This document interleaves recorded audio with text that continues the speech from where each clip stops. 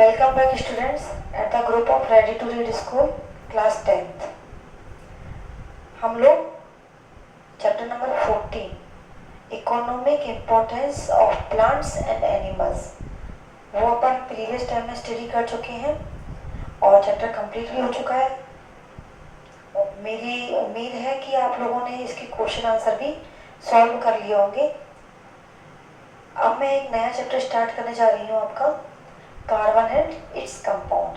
ये आपकी बुक का चैप्टर नंबर 8 है, जिसमें हम कार्बन के बारे में और उसके कंपाउंड के बारे में डिटेल में पढ़ेंगे। थोड़ा ध्यान से पढ़ने का जरूरत है बच्चों। ध्यान से पढ़ोगे तो ये चैप्टर इतना मार्क्स गेनेंगे कि आपको एक बार समझ में आने के बाद ये फुल मार्क्स आपको गेन कराएगा। इसलिए इस चैप्टर को जैसे मैं पढ़ाती जा रही हूँ आपको, जैसा मैं स्टडी कराती हूँ, उसको सीरियसली उतना ही सीरियस फॉर्म में स्टडी कीजिएगा ताकि क्वेश्चन आपके आप इजीली सॉल्व कर पाओ। तो आज अब हम let's start chapter number 8 carbon and its compound. सबसे पहले कार्बन से बनने वाले जो कंपाउंड हैं उनको जनरली हम ऑर्गेनिक कंपाउंड कहते हैं। तो इसके लिए एक थ्योरी दी गई थी, वाइटल फोर्स थ्योरी। वाइटल जो वर्ड है वो हमें इंडिकेट करता है कि this has the relation from the living being, कि लिविंग बीइंग से रिलेशन रखता है। तो हुआ क्या था कि एक बार एक साइंटिस्ट हुए थे, वर्जीलियस।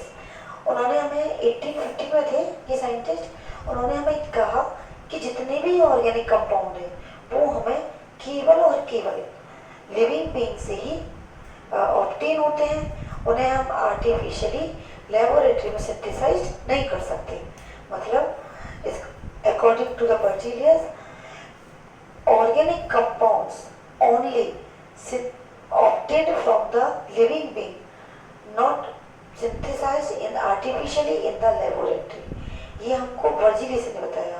काफी टाइम तक ये थ्योरी चलती भी रही थी और इस थ्योरी के अकॉर्डिंग हमने एक डेफिनेशन भी दे दी ऑर्गेनिक कंपाउंड की और ऑर्गेनिक केमिस्ट्री की। ऑर्गेनिक कंपाउंड तो वही हो गए कि compounds which are obtained from the living beings, and organic chemistry हो गई science which deals with the organic compound, जिसमें हम ऑर्गेनिक कंपाउंड्स की स्टडी करते हैं। वो तो क्या हो गई, आपकी ऑर्गेनिक केमिस्ट्री हो गई और ऑर्गेनिक कंपाउंड हो गई जो ऑर्गेनिक लिविंग ऑर्गेनिज्म से जो कंपाउंड आपको मिले वो ऑर्गेनिक कंपाउंड हो गए। लेकिन कुछ दिनों बाद एक साइंटिस्ट और आए जिनको हमने क्या कहा, होलर। वो थे होलर साइंटिस्ट 1828 में। इन्होंने क्या किया कि जो वर्जीलियस की थ्योरी थी उसको डिसअप्रूव्ड किया। कैसे डिसअप्रूव्ड किया कि वर्जीलियस ने तो कहा कि जो ऑर्गेनिक कंपाउंड है वो लिविंग बीइंग से मिलते हैं, लेकिन इन्होंने बताया कि ऑर्गेनिक कंपाउंड केवल लिविंग बीइंग से ही नहीं मिलते, इनको हम आर्टिफिशियली भी सिंथेसाइज कर सकते हैं लेबोरेटरी में। अब इस चीज का इन्होंने केवल थ्योरी नहीं दी, इसका एक्सपेरिमेंटल प्रूफ भी दिया। एक्सपेरिमेंटल प्रूफ कैसे दिया, इन्होंने क्या किया, अमोनियम सल्फेट की जब पोटेशियम साइनेट से रिएक्शन करवाई। उन्होंने क्या किया, ammonium sulphate reacted with potassium cyanide and he obtained ammonium cyanide। ये साइनेट है CNO, ये पोटेशियम और इसको हमने पोटेशियम साइनेट का, ये अमोनियम साइनेट हुआ। अमोनियम साइनेट को पोटेशियम साइनेट के साथ जब हीट किया तो इनको अमोनियम साइनेट मिला। अमोनियम सल्फेट को पोटेशियम साइनेट के साथ हीट किया तो अमोनियम साइनेट मिला, साथ में पोटेशियम सल्फेट भी मिला। अब जो अमोनियम साइनेट है इसका रीअरेंजमेंट हुआ और रीअरेंजमेंट होने के बाद उनको एक कंपाउंड मिला जिसको उन्होंने क्या कहा, यूरिया। अब उन्होंने क्या किया कि यूरिया एक ऑर्गेनिक कंपाउंड है और यूरिया को उन्होंने लेबोरेटरी में सिंथेसाइज कर दिया। एक ये एक्सपेरिमेंट काफी था किसको डिसअप्रूव करने का, वर्जीलियस को डिसअप्रूव करेगा। तो यहीं पे हमारी जो वाइटल फोर्स थ्योरी है वो फेल हो गई। क्यों फेल हुई, क्योंकि होलर ने ऑर्गेनिक कंपाउंड बना दिया। और कहाँ बनाया, लेबोरेटरी में बना दिया, और लेबोरेटरी में बनने वाला फर्स्ट ऑर्गेनिक कंपाउंड कौन सा था हमारा, यूरिया। ये आपको अपने माइंड में सेट करना है। इसके बाद आता है अब जो ऑर्गेनिक कंपाउंड और ऑर्गेनिक केमिस्ट्री की जो डेफिनेशन थी, कौन सी डेफिनेशन, कि हमें लिविंग थिंग से मिलते हैं और इन्हीं की स्टडी को हम क्या बोलते हैं, ऑर्गेनिक केमिस्ट्री कहते हैं। ये भी एक हद तक पूरी तरह सही नहीं मानी गई, तो इसकी एक नई डेफिनेशन दी गई थी, hydrocarbon and their derivatives are come under the organic compound. जो हाइड्रोकार्बन है और उनके डेरिवेटिव्स हैं वो ऑर्गेनिक कंपाउंड के अंदर आते हैं। इसी के साथ ऑर्गेनिक केमिस्ट्री की भी डेफिनेशन चेंज हुई, science which deals with the study of hydrocarbon and their derivatives। तो ये क्या हुआ आपका ऑर्गेनिक कंपाउंड और ऑर्गेनिक केमिस्ट्री का डेफिनेशन हो गया, एक थ्योरी हो गई। अब ये बताइए कि जो ऑर्गेनिक कंपाउंड है कहाँ देखने को मिलते हैं, ये सभी जगह देखने को मिलते हैं। शक्कर, शुगर, वो भी ऑर्गेनिक कंपाउंड है, लकड़ी वो भी ऑर्गेनिक कंपाउंड है। बहुत सारी चीजें हैं एनवायरमेंट में जिनमें हम देखते हैं। कुछ एलोट्रॉप्स आप कार्बन के पढ़ भी चुके हैं, जैसे ग्रेफाइट, डायमंड, ये सब क्या है, कार्बन के एलोट्रॉप्स हैं, कार्बन की ही डिफरेंट फॉर्म्स हैं। शुगर वगैरह, काजल, ये सब में क्या है, कार्बन पाया जा रहा है। तो ये हो गया कार्बन, और कार्बन से बनने वाले कंपाउंड क्या हो गए, आपके ऑर्गेनिक कंपाउंड हो गए। और ऑर्गेनिक कंपाउंड में क्या होते हैं, hydrocarbon, hydrogen, carbon, carbon, hydrocarbon होते हैं, साथ में इनके साथ नाइट्रोजन, ऑक्सीजन भी कई बार मिलते हैं। तो जनरली हम हाइड्रोकार्बन और उनके जो कंपाउंड्स होते हैं उनको हम हाइड्रोकार्बन्स बोल देते हैं, और इसी की स्टडी को हम क्या क्या बोलते हैं, ऑर्गेनिक केमिस्ट्री बोलते हैं। अब आपका नेक्स्ट टॉपिक आता है characteristic of the organic compound.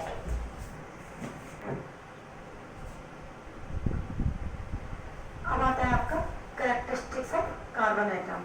Carbon के बारे में थोड़ा बहुत जान लिया, और इसकी क्या क्या कैरेक्टरिस्टिक्स हैं। तो आप लोगों ने लास्ट ईयर थोड़ा सा पीरियोडिक टेबल के बारे में पढ़ा था और कार्बन के बारे में पढ़ा था, एटम के बारे में पढ़ा था।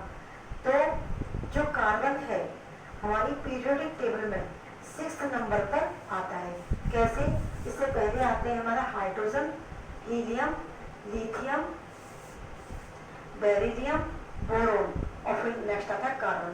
तो हमारी पीरियोडिक टेबल में जो कार्बन है वो 6th नंबर पर, 6th पोजीशन पर आता है।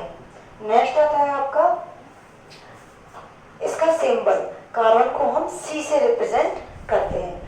Carbon is represented from the C alphabet, where the C alphabet and atomic number is 6. That means carbon has the 6th position in the atomic periodic table। अब आता है आपका electronic configuration. जो electronic configuration है, अब हम कह रहे हैं 6th पोजीशन पर आता है, तो 6th पोजीशन पर आता है, इसका मतलब उसके अंदर इलेक्ट्रॉन्स कितने होते हैं, 6 ही इलेक्ट्रॉन्स होते हैं। हम लोगों ने अब पढ़े थे कि कुछ ऑर्बिट्स होते हैं एसपीडीएफ पढ़े थे, तो उसमें हमने इलेक्ट्रॉन अरेंजमेंट भी 9th क्लास में पढ़ चुके हैं। तो आपने देखा था शेल के एल एम एन, बोर के जो शेल थे वो ये थे आपके के एल एम एन, के में 2 इलेक्ट्रॉन आते हैं, इसमें 8, एम में 18, 2 हमारे के में आ गए 1s2, एल हमारा 2 नंबर, एल इक्वल टू 2 होता है, तो 2 में हमारे 8 आते हैं, 1s2 और 2p6, लेकिन हमारे 2 यहाँ आ गए, 2 यहाँ आ गए, और इसमें 6 इलेक्ट्रॉन होते हैं, तो लास्ट के 2 बचे, तो 2p2। तो इसका इलेक्ट्रॉनिक कॉन्फ़िगरेशन है वो होता है 1s2, 2s2 और 2p2, ये इलेक्ट्रॉनिक कॉन्फ़िगरेशन होता है। इसके बाद इसकी जो वैलेंसी होती है, आपने लुईस कॉसल का लॉ ऑफ लुईस कॉसल पढ़ा था, कब पढ़ा था, 9th क्लास में।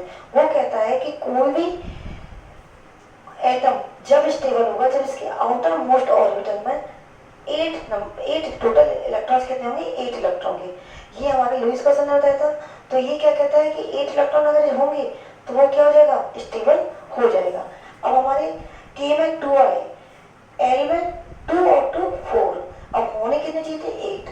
तो इसका मतलब क्या हुआ, इसको कितने इलेक्ट्रॉन्स की रिक्वायरमेंट है, या तो ये 4 इलेक्ट्रॉन ले सकता है या 4 इलेक्ट्रॉन दे सकता है। इसका इसका मतलब इसकी वैलेंसी कितनी होगी, 4 हो गई। तो वैलेंसी होगी कार्बन की 4। जैसे हम इसको इस तरह से बनाते हैं, ये हमने कार्बन बनाया, मतलब ये 4 इलेक्ट्रॉन के साथ बॉन्ड बना सकता है, ये 4 वैलेंसी हो गई। अब ये बॉन्ड कैसे बनाता है, मतलब वैलेंसी 4 है तो इसको हम बोलते हैं टेट्रावैलेंट। क्या बोलते हैं बच्चों, टेट्रावैलेंट। वैलेंट मतलब वैलेंसी, टेट्रा मतलब 4, जिसकी 4 वैलेंसी हो वो टेट्रावैलेंट। हमने 4 वैलेंसी तो किसको शो किया, सी के चारों तरफ 4 बॉन्ड बना दिए, तो ये हो गया टेट्रावैलेंट। अब कार्बन एटम कंबाइन विद, अब इन 4 बॉन्ड को कैसे सेटिस्फाई करेगा, 4 बॉन्ड बना के सेटिस्फाई करेगा। अब 4 बॉन्ड कैसे बना सकता है, अब या तो मोनोवैलेंट जिनकी वैलेंसी कितनी हो, 1 हो, मोनोवैलेंट जिसकी 1 वैलेंसी हो, तो 1 वैलेंसी हुई तो इसके पास कितनी है, 4, तो जिसकी 1 वैलेंसी है उसके उस एटम वो वाले एटम कितने चाहिए, 4 एटम चाहिए, क्योंकि 4 वैलेंसी चाहिए उसके लिए। एक एटम की 1 वैलेंसी तो 4 एटम की 4 वैलेंसी, तो ये 4 मोनोवैलेंट एटम के साथ रिएक्शन कर सकता है। इसमें हमारे एग्जांपल आता है जैसे हाइड्रोजन, क्लोरीन। हाइड्रोजन और क्लोरीन के साथ कैसे बनाता है, ये देखिए, जैसे हमने क्या किया, यहाँ हाइड्रोजन लगा दिया, तो एक हाइड्रोजन का इलेक्ट्रॉन एक क्लोरीन का, एक कार्बन का, एक हाइड्रोजन का एक कार्बन, एक हाइड्रोजन एक कार्बन, एक हाइड्रोजन एक कार्बन, कितने हो गए, 1 2 3 4 5 6 7 8 मोनोवैलेंट के साथ हो गए। अब मोनोवैलेंट 4 चाहिए, ऐसे हम क्लोरीन लगा सकते हैं, यहाँ पे क्लोरीन लगा दिया तो एक क्लोरीन का एक कार्बन, क्लोरीन कार्बन, टोटल कितने हुए, 8 हो गए। इस तरह से क्या करता है, 4 मोनोवैलेंट एटम के साथ रिएक्शन कर देता है। अब दूसरी पॉसिबिलिटी क्या है कि ये मान लो 2 तो मोनोवैलेंट ले ले और 1 डाइवैलेंट। मोनोवैलेंट में तो एक वैलेंसी, लेकिन डाइवैलेंट में 2 होगी, 2 तो इसकी और 2 एटम है मोनोवैलेंट, एक एटम की 1 और 2 की 2, 2 और 2 4, तो 4 ही इसको चाहिए। तो कैसे बनेगा कि मान लो हमने क्या कर दिया कि यहाँ पर एक हाइड्रोजन, 2 वैलेंसी, तो 2 वैलेंसी हम किसको, डाइवैलेंट होता है हमारा ऑक्सीजन, ऑक्सीजन का एग्जांपल है हमारा डाइवैलेंट। तो कितने हो गए, 1 2 3 4, और इलेक्ट्रॉन कितने, 1 2 3 4 5 6 7 8, इस तरह से कितनी वैलेंसी उसको हो गई, 4, और टोटल इलेक्ट्रॉन कितने हो गए, 8, जो कि हमारा स्टेबल एटम के लिए क्या है, रिक्वायरमेंट है उसका, ये हो गया। अब तीसरी चीज क्या कर रहा है कि एक मोनोवैलेंट, अब मालूम एक मोनोवैलेंट लगाया हमने, तो ये तो एक मोनोवैलेंट हो गया हाइड्रोजन, और वो क्या कह रहा है कि एक ट्राइवैलेंट, ट्राइवैलेंट मतलब कितनी वैलेंसी होगी, 3 वैलेंसी, तो एक तो ये हो गई और 3 वैलेंसी होती है हमारी नाइट्रोजन की, तो कितना हुआ, 2 इलेक्ट्रॉन यहाँ, 4 6 और 8, तो ये हो गया HCN, जिसको हम बोलते हैं हाइड्रोजन साइनाइड। ये सब मैंने आपके नोट्स में डाल दिया है, आप देखोगे आपको तुरंत समझ में आ जाएगा अच्छे से। फिर होता है एक है 2 डाइवैलेंट, एक डाइवैलेंट की 2 वैलेंसी, तो 2 डाइवैलेंट की 4 वैलेंसी, मतलब 4 कार्बन की हुई और 4 ही 2 डाइवैलेंट की हो गई। तो क्या हुआ, कैसे, अब मैंने आपको बताया था डाइवैलेंट क्या होता है, ऑक्सीजन का एग्जाम्पल डाइवैलेंट, ये बना दिया, 2 डाइवैलेंट हो गए और इनके डबल बॉन्ड बना है, 1 2 3 4 5 6 7 8 इलेक्ट्रॉन हो गए, तो इसका मतलब ये स्टेबल हो गया। तो ये इस तरह से बॉन्डिंग करता है। ये आपको समझ में आ गया होगा मेरे हिसाब से कि कार्बन कैसे कैसे कंबाइन होता है। 4 मोनोवैलेंट, 1 वैलेंसी, 4 है तो 4 वैलेंसी, तो कार्बन की 4 वैलेंसी को सेटिस्फाई कर देंगे। 2 मोनोवैलेंट मतलब 2 वैलेंसी, 1 डाइवैलेंट मतलब 2 वैलेंसी, तो मतलब 4 हो गई और 4 वैलेंसी, 4 इसको सेटिस्फाई करेंगे। 1 monovalent 1 valency, 1 trivalent 3 valency, that means 4, इसका मतलब ये 4 इसको क्या कर रहे हैं, सेटिस्फाई कर रहे हैं। 2 divalent 1 divalent 2 valency, 2 divalent 4 valency, इसको सेटिस्फाई कर देंगे। नेक्स्ट आता है आपका जियोमेट्री। जो जियोमेट्री है, कार्बन की जो जियोमेट्री होती है वो होती है टेट्रावैलेंट, ये बहुत इंपॉर्टेंट है। ये जियोमेट्री आपकी पूरी ऑर्गेनिक केमिस्ट्री में काम आएगी। तो कार्बन की जो जियोमेट्री होती है वो कैसी होती है, टेट्रावैलेंट। कार्बन की जो शेप, अगर हम इसका एग्जांपल लेते हैं मीथेन, तो इसकी जो शेप होती है वो होती है रेगुलर टेट्राहेड्रॉन। अब टेट्राहेड्रॉन वैलेंसी क्या है, टेट्राहेड्रॉन वैलेंसी वो वैलेंसी है जिसमें क्या होता है कि जो कार्बन होता है अपनी 4 वैलेंसी रहता है, टेट्रा मतलब 4, हेड्रॉन मतलब हेड, जिसमें इसमें कितने हेड है, इसके 4 हेड है। 4 वैलेंसी हो गई जिसमें कार्बन सेंटर में होता है और हर डायरेक्शन में कॉर्नर की तरफ कौन होते हैं हमारे हाइड्रोजन हो जाते हैं। तो ये कौन हुई हमारी टेट्राहेड्रल वैलेंसी हो गई जिसमें कार्बन हमारा सेंटर में होता है और जो हमारे हाइड्रोजन होते हैं ये कहाँ होते हैं 4 कॉर्नर्स में होते हैं। और इस जो ज्योमेट्री होती है इसको हम क्या बोलते हैं टेट्राहेड्रल ज्योमेट्री कहते हैं, जिसमें 2 बॉन्ड, ये एक बॉन्ड ये हो गया एक बॉन्ड हो गया, इन दोनों बॉन्ड के बीच में जो बॉन्ड एंगल होता है वो होता है 109 डिग्री 28 मिनट। ये हमारा बॉन्ड एंगल बहुत इंपॉर्टेंट है, याद रखना है। बॉन्ड एंगल हर उसमें यही होता है 109 डिग्री 28 मिनट, 109 डिग्री 28 मिनट और 109 डिग्री 28 मिनट। ये रेगुलर टेट्राहेड्रॉन है और इसकी शेप कैसी होती है, इसमें क्या होता है कि जो बेस है, बेस में एक ट्राइंगल होता है और 3 ट्राइंगल ऊपर होते हैं। ये बेस का ट्राइंगल हो गया, एक ट्राइंगल ये हो गया हमारा, एक ट्राइंगल ये हो गया और एक ट्राइंगल ये हो गया। तो ये हमारे 4 ट्राइंगल होते हैं इसके अंदर, जिसमें कार्बन सेंटर में होता है और हर कॉर्नर पे हमारे क्या होते हैं हाइड्रोजन। ये होती है हमारी रेगुलर टेट्राहेड्रल ज्योमेट्री होती है। ये आपको मेरे हिसाब से समझ में आ गया होगा। अगर कोई भी प्रॉब्लम है तो मेरा फ़ोन नंबर आपके पास है, आप लोग मुझसे पूछ सकते हो। इसके बाद नेक्स्ट टॉपिक आता है बॉन्ड एंगल।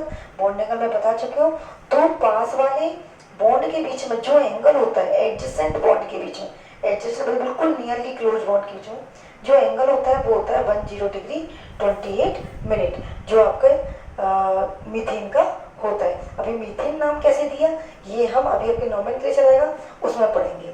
नेक्स्ट है आपका कैटेनेशन। टुडे अब आपका सफिशिएंट लेक्चर हो चुका है, पहले आप इसको तैयार कीजिए। कुछ प्रॉपर्टीज और रह गई है कार्बन की, वो मैं आपको नेक्स्ट डे कराऊंगी।